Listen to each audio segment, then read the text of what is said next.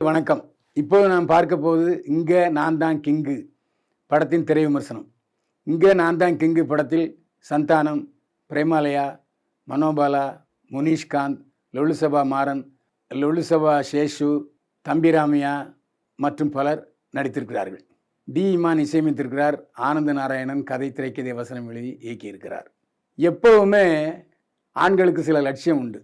திருமணத்துக்கு முன்னாலேயே கார் வாங்கணும், இல்லைன்னா டூ வீலர் வாங்கணும், சொந்த வீடு வாங்கணும். அதுக்கப்புறம் கல்யாணம் பண்ணிக்கிட்டோம்னாக்கா கொஞ்சம் வாழ்க்கை சொகுசாகவும் ஈஸியாகவும் இருக்குன்னு நம்பிக்கை. இந்த நம்பிக்கையின்படி வாழ்கிறார் சந்தானம். 25 லட்ச ரூபா கடனுடனே வாங்கி வீடு கட்டணும் அப்படின்னு ஆசைப்படுறாரு. கடனுடனே வாங்குறாரு.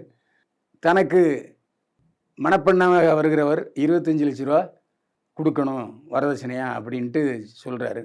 அவர் மேட்ரிமோனியலில் வேலை பார்க்குறாரு. அதனால் அவருக்கு எல்லா பெண்களுடைய ஜாதகமும் அவர்கிட்ட இருக்குது. ஜமீன் பெண்ணை திருமணம் செய்கிறாரு.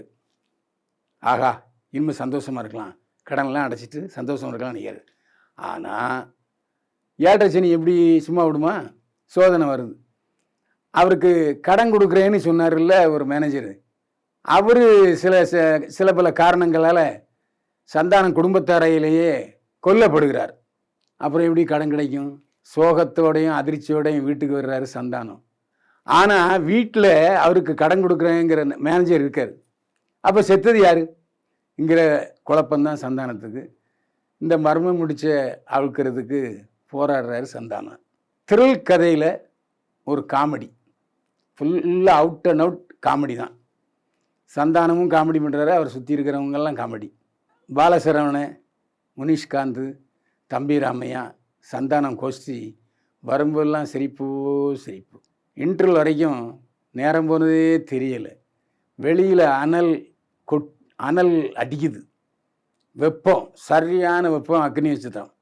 ஆனால் உள்ளுக்குள்ளே நம்ம கலகலன்னு சிரிச்சுக்கிட்டு இருக்கோம். ஆனால் இன்டர்வலுக்கு அப்புறம் கொஞ்சம் இழுவை இருக்குது, அது இல்லைன்னு சொல்ல முடியாது. ஆனால் இதில் ஆனந்த நாராயணன் டைரக்டர் என்ன மிஸ்டேக் பண்ணியிருக்காருன்னா, பல படங்கள்லேருந்து உல்ட்டா பண்ணியிருக்காரு. அது தெரியுது, அது பரவாயில்ல, அது ஒன்றும் தப்பு இல்லை. ஆனால் சீரியஸாக சொல்ல வேண்டிய காட்சிகளை காமெடியாக சொல்லியிருக்காரு, காமெடியாக சொல்ல வேண்டிய காட்சிகளை சீரியஸாக சொல்லியிருக்காரு. அந்த இடத்துல கொஞ்சம் லாஜிக் இடிக்குது. நம்மளை மாதிரி விமர்சனம் எழுதுகிறவங்களுக்கு வேணால் லாஜிக் இடிக்குது, ஓட்டக்கட்டுன்னு சொல்லலாம். ஆனால் படம் பார்க்குறவங்க அது காமெடியாக இருந்தால் சிரிச்சிட்டு தான் இருப்பாங்க. அதில் லாஜிக் மீறலெல்லாம் அவங்க பெருசாக தப்பாக நினைக்க மாட்டாங்க. அப்படி தான் போகுது. லொலுசபா மாறனும் லொலுசபா சேஷுவும் அதிரி புதிரி பண்ணியிருக்காங்க. வழக்கம் போல் சந்தானத்தோட லொலுசபா கலக்கினவங்க தான் சேஷுவும் மாறனும். ஆனால் சேஷுவை இந்த படத்துலையும் பார்க்கும்போது மனுஷன் அநியாயமாக செத்து போயிட்டார. நல்ல பொசிஷனுக்கு வர வேண்டியவர், லட்சக்கணக்கில் சம்பாதிக்க வேண்டியவர், அநியாயமாக மாரடைப்பில் செத்து போயிட்டார் நினைக்கும்போது சேஷுவுக்காக கண்ணீர் விட முடியாமல் இல்லை. ஆனால் அவருடைய நடிப்பு அப்படியே நெஞ்சத்தில் கசக்குது. அதேமாதிரி லொலுசபா மாறனும் அப்படித்தான். சந்தானம் படத்தில் மட்டும் அவர் ரொம்ப ஸ்பெஷல் டேக்கர் எடுத்து தன்னை முன்னிலைப்படுத்திக்குவார். அதே மாதிரி முனிஷ்காந்த், பாலசரவணன், தம்பிராமையா, மனோபாலா, இந்த காமெடி நடிகர்கள் எல்லாருமே பயன்படுத்தியிருக்கார் சந்தானம். அதான் இந்த படத்துக்கு பெருமை. தான் மட்டுமே மற்றவர்களை சிரிக்க வைக்க வேண்டும் என்று இருந்தால் அது தப்பாயிரும். சில சமயங்களில் போர் அடிக்கும். சந்தானமே சில நேரங்களில் காமெடி பண்ண முடியாமல் திணறியிருக்காரு, பல படங்கள் தோல்வி அடைஞ்சிருக்கு. ஆனால் இந்த படத்தில் அதாவது எப்படி அந்த காலத்து ராஜா யானைப்படை, குதிரைப்படை, கலாட்படைன்னு இருந்ததோ அந்த மாதிரி சக காமெடி நடிகளை எல்லாரையும் சேர்த்துக்கிட்டு காமெடி தூள் பரத்தியிருக்காரு சந்தானம். அவருடைய வெற்றி காமெடி வரிசையில் இங்கே நான் தான் கிங்கும் கண்டிப்பாக இடம்பெறும். இந்த படத்தில் டி இமான் இசையமைச்சிருக்காரு. 2 பாடல்கள், அருமையான பாடல்கள். பின்னணி இசையும் டி இமானுடைய பெயரை சொல்ல வைக்கிறது. டி இமான் எப்போவுமே ஒரு ராசியான மியூசிக் டைரக்டர். டி இமான் இசையமைக்கிற எல்லா படங்களுமே ஆட்டோமேட்டிக்காக வசூலில் வெற்றி பெறும். வெற்றிப்பட இசையமைப்பாளர் என்றே இந்த படத்திலும் முத்திரை பதித்திருக்கிறார் டி இமான். எந்த குறைபாடும் இல்லாமல் பின்னணி இசையை ஸ்கோர் பண்ணியிருக்கார் டி இமான். ஆனந்த நாராயணன் எழுதி இயக்கியிருக்கிறார்.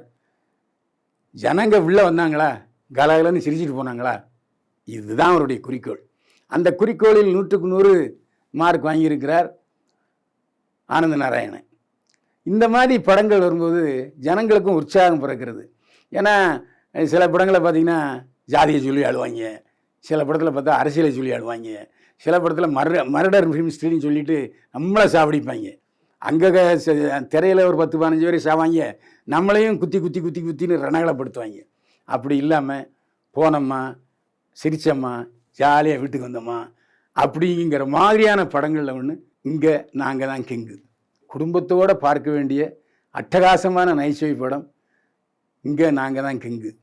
சந்தானத்தை கதாநாயகனாக, அதாவது நகைச்சுவை நாயகனாக அடுத்த கட்டத்துக்கு கொண்டு போகிற படங்களில் இங்கே நாங்கள் தான் கிங்கு இடம்பெறும் கண்டிப்பாக. இனிமேல் சம்பளம் இந்த படத்தை பார்த்து, இந்த வசூலை பார்த்து சந்தானம் கண்டிப்பாக சம்பளத்தை உயர்த்துவார், அதுவும் உறுதி. அவர் ஜாதகத்தில் நம்பிக்கை உள்ளவர், ஜோதிடத்தில் நம்பிக்கை உள்ளவர். ஏதோ ஒரு சாமியார் சொன்னார்னு ப்ரெஷ்ஷோவே 9 மணி ராத்திரிக்கு போட்டார். சமீப காலமாக சில வருடங்களாகவே 9 மணிக்கு எந்த பத்திரிகையாளர் காட்சியும் போட்ட கிடையாது. ராத்திரி 9 மணிக்கு, காலையில் 4 மணி ஷோ போட்டிருக்காங்க, அது வேறு விஷயம். நான் ராத்திரி 9 மணிக்கு பத்திரிகையாளர் காட்சி போட்டு இதுதான் முத தடவை. அது ஏதோ சாமியார் சொன்னார்னு சந்தானம் போட்டதாக சொன்னாங்க. பத்திரிகையாளர் காட்சி முதல்ல வந்து படத்தை பார்த்து உள்ளதை எழுதுங்கன்னு சொல்லிட்டு சந்தானம் சொல்லிட்டு போனார். உள்ளதை தான் நான் சொல்லியிருக்கேன். படம் அருமையான படம், காமெடி படம். தியேட்டரில் போனால் மனசு விட்டு சிரித்து விட்டு வரலாம், கவலைகள் போகும். பைல்வான் பார்வையில் இங்கே நாங்கள் தான் கிங்கு படத்துக்கு 100க்கு 60 மதிப்பெண்கள். மீண்டும் சந்திப்போம். வாழ்க வளமுடன்.